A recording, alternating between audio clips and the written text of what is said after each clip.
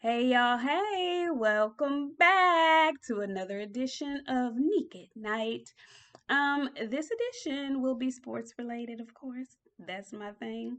And I want to start off by letting you guys know, and I'm sure a lot of you don't know, but Serena Williams is coming back this weekend to play at Wimbledon. Wimbledon is the grass court Grand Slam tournament. That I think she has her most Grand Slam wins at Wimbledon. Anyway, she's been on a hiatus for I believe over a year now, but she's back. And she played some doubles today. She had to go ahead and bow out because her partner was injured. But she's been looking good, and hopefully, she can capture another Grand Slam. Um, I'm super excited to see her. Very interesting for you guys who don't follow tennis the way I do. Her coach has moved on. He's now coaching Simona Halep, which is one of her rivals, so to speak. But she is back. Serena Williams is back. She will be playing at Wimbledon. It starts this weekend, and the matches come on super early, I believe, on ESPN, ESPN2.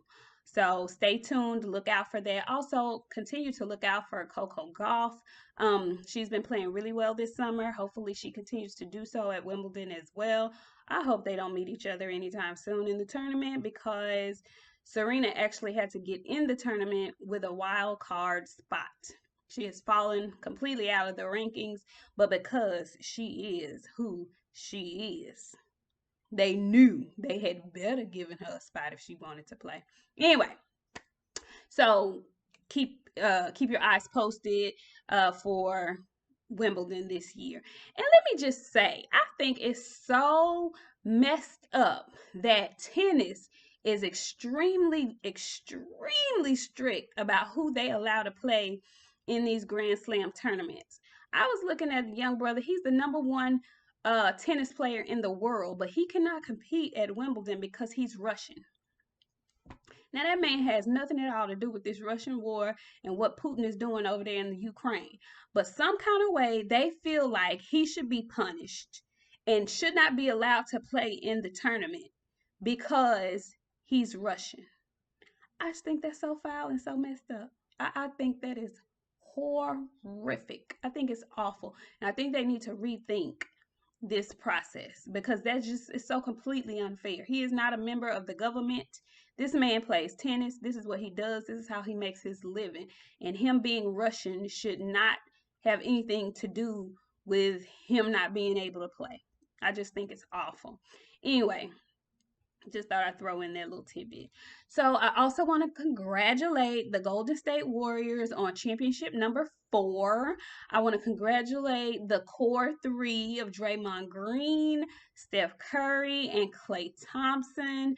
They did what people thought they couldn't do. A lot of people were picking Boston early, and especially after Boston took that first game in Golden State, people were jumping ship on Golden State. Now, as I often do, called it correctly. I said Golden State in 6. And that is exactly what they did. So, y'all might be wanting to start listening to me a little bit. Sometimes I know what I be talking about a little bit. Okay. Y'all might want to listen a little bit. So, congratulations to Golden State. And I saw something very amusing today. The next part of this is going to be about, these big old media um, personalities, sports personalities, and their opinions. And I get that they're getting paid to voice their opinions. I get all of that. I do. I get it. But it just frustrates me so much because people let them sit up and talk and they do not challenge their opinions. I so wish that I could sit up on that desk some days with Skip Bayless or with Stephen A. Smith because sometimes they get completely outrageous and completely obnoxious. And so I was listening to Stephen A. today give his take on Kyrie Irving and his situation in Brooklyn and whether or not Kyrie's going to stay or not. Now, if you watch First Take, you know that it feels like, it seems like, and he always claims there isn't, but it seems like there is some type of personal something that Stephen A just cannot stand Kyrie Irving. He gets under his skin, he gets on his nerves. And if that's what it is, that's just what it is. I get it. But it crosses the line of professionalism to me when Steven goes really, really, really far in on Kyrie Irving. Like he zeroes in on him. There are so many other athletes that he speaks about that he doesn't give the same fervor. He doesn't give the same fervor. He doesn't give the same ferocious take on these gentlemen or women. But I mean, he just makes it his business to give Kyrie Irving the business. And so today, informed, true to Stephen A, he is upset because this is what I found funny, because he really let the cat out the bag. I was listening to him, and what he's upset about is that Kyrie Irving does what the hell Kyrie Irving wants to do. That's really what it boils down to. And he is pissed off and mad about it. Don't be mad at Kyrie because he does what he wants to do. If you want to do what you want to do that. But don't be mad at that man because he has the galls and the nuts and the balls to do so. I mean, I understand if you don't agree with it. That's one thing. But I mean, he is mad, like big mad about it. Anyway, so Kyrie now is trying to decide if he's going to stay with Brooklyn or if he may shop around. Now there are not many options at this point, and I get it. People were mad, frustrated, big mad at Kyrie because he did not want to take the vaccine. He did not take the vaccine, and as a result, he sat out a lot of last season, right? Okay, but stay with me here because he stuck to his guns. Looks like um that silly little provision that New York had in place is gonna be, wiped away at this point. Now, I don't know if it's just me. COVID still hasn't gone anywhere. Y'all just ain't as scared as y'all used to be, I guess. So the mandate is not going to be in place for much longer. So next year he will probably be able to play all the games, barring injury or something like that. And they also get mad at Kyrie because he'll say in a minute if some fucked up shit happened in the world, I got to get my mind right. He does that. He has no problems with saying that. He will sage himself and sage the arena and tell y'all, I got to get my mind right. I don't have a problem with that. If he's willing to sacrifice his dollars and he's willing to not get paid for the days that he does not work, who am I to be upset with him about that? You say you have to pay the cost to be the boss. Well, he's not getting paid those games that he decides he does not want to play. So again, why are you mad? Because even if he does not get paid those games, he's still a multimillionaire. That ain't his fault. Stop being mad at him because he does what he wants to do. Stop being mad at him because other teams are willing to deal with him and his attitude and his way of thinking. He's that good of a player that they're willing to do so. Okay? So don't be mad at him. What y'all used to say, don't be mad at the player, be mad at the game. Basically, leave that man alone. He said he didn't want to leave KD. He said he wasn't going to leave. Okay, cool. He knows how to maneuver his career. It's worked for him thus far, you know. Hey, if he's thinking about going to LA, and this is the other thing, if LeBron signs off on him going to LA, are you going to talk about that? Okay. Anyway, so yeah, in the words of my dad, get off the gas, Steven, with him. And the last thing I'm going to talk about is the NFL. And it's so weird. It's been a weird thing going on in the NFL. There have been several unexplained deaths of NFL players in the last several months. Even dealing with Dwayne Haskins in the freeway, in the truck incident, to Marion Barber, to now a young 26-year-old Ravens player, and on the same exact day, a 55-year-old Saragusa. don't know what's going on with the NFL. I don't know if there's any correlation with any of it. I don't know. But I just, I want to pray for the NFL right now because they going through it. They losing folks left and right. And I don't understand why and what's going on. Anyway, last thing I'm going to talk about is another, sports analyst who gets up on his platform and loses his mind talking about, these players. This time I'm dealing with Skip Bayless. Now, normally Skip gets on my nerves and under my skin because he seems like he has personal vendetta against LeBron James. I picture Skip Bayless being just like the little girl from Hey Arnold, who used to hate Arnold out in public, call him football head and all that other stuff. But at home, she had a shrine to Hey Arnold. She had a shrine to Arnold. That's how I picture Skip Bayless and LeBron James. But for this particular episode, I'm going to speak about what I saw Skip Bayless say the other day about one Deshaun Watson.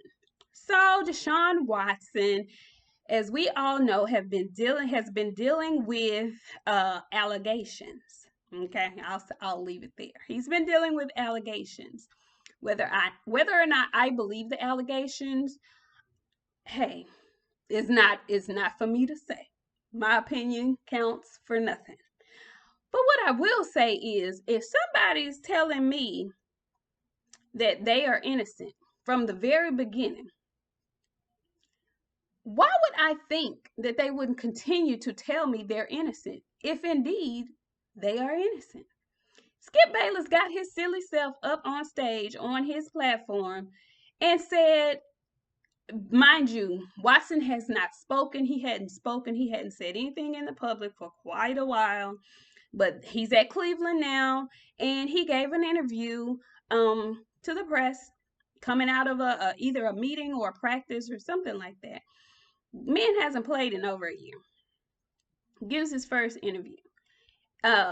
Normally wouldn't even answer questions, but in his situation, you're damned if you do, you're damned if you don't. If you don't answer any questions from the press, they say you're hiding something. But when he answers questions, and keep in mind, he didn't answer any detailed questions, but what he did say was he regrets nothing. Before he went into any kind of answer, he reiterated that he was innocent, that he did not disrespect, he did not violate, he didn't do anything with anybody that wasn't consensual. Those were the first words he came out with before he addressed anything else. I don't have a problem with that whatsoever. I don't care if it was 2, 10, 24, 54, 84 people. If you say you're innocent, I don't have a problem with you starting off any statement with that, especially when it's concerning the case. Skip Bayless got on his show and said, I just didn't want to hear that. Well, bitch, what did you want him to say? What did you think he was going to say? I mean, you want him to speak to the public, but then when he doesn't say what you don't want him to say, well, when he doesn't say what you want him to say, then you have an issue. And granted, Shannon did say, he didn't say anything that I didn't expect him to say. He did come in with it. But it's like, Skip, shut up. Shut your ass up. Y'all know how I feel about folks talking just to be talking. Shut up. What did you expect the man to say? So anyway, there were never any criminal charges filed against this man. 2 grand juries decided that there was not sufficient evidence to move forward with any kind of criminal litigation. So of course, and for me, it has always been a money grab. But I find it very interesting that these huge media outlets have glossed over the fact that the Texans organization has been added on as a defendant. Okay, did y'all hear me? The Texans organization has been added on as a defendant along with Deshaun Watson. Now, why is that? Why are they going after the Texans? Why are the Texans a defendant in this case? Why do you ask? Well, in my mind, I theorize that the Texans are a defendant because, in my mind, the Texans were behind this whole thing in the first place. Nobody wants to say this out loud, but I don't get paid for what I do. I just, I have an opinion like everybody else. And I feel like the Texans were very upset with young Deshaun when they gave him that extension. And then the very next year, he wanted out. I think the Texans are dead ass wrong with how they did business. They traded his top receiver, and he was like, you know what? I'm cool on y'all. How dare he? How dare he be cool on us when we know he has a fetish? He has a fetish. I believe that. I don't believe a fetish makes you a criminal. Sorry, I don't. And I'm a woman. I just don't. Anyway, so the Texans are now defending because apparently the Texans were supplying some of these hotel rooms that young Deshaun and these masseuses were in. Shut up. Yeah. In my mind, this was all a setup because they did not want him to leave. You will not leave. If you do leave, we're going to break you down. And your mental capacity is not going to be what it was before you left. But young Deshaun has been resilient. I have to give him that. He came to practices even when he knew he was not going to play. He did everything that they thought he would not do in order to fumble the bag. He didn't fumble it. You're going to have to pay that man. And Cleveland solidified my thought process because Cleveland said, we're not finna be in the middle of this he said, she said bullshit. It's a whole lot that goes on in this NFL that the public does not know about. This is nothing. So much so, it's $250 million worth of something to us.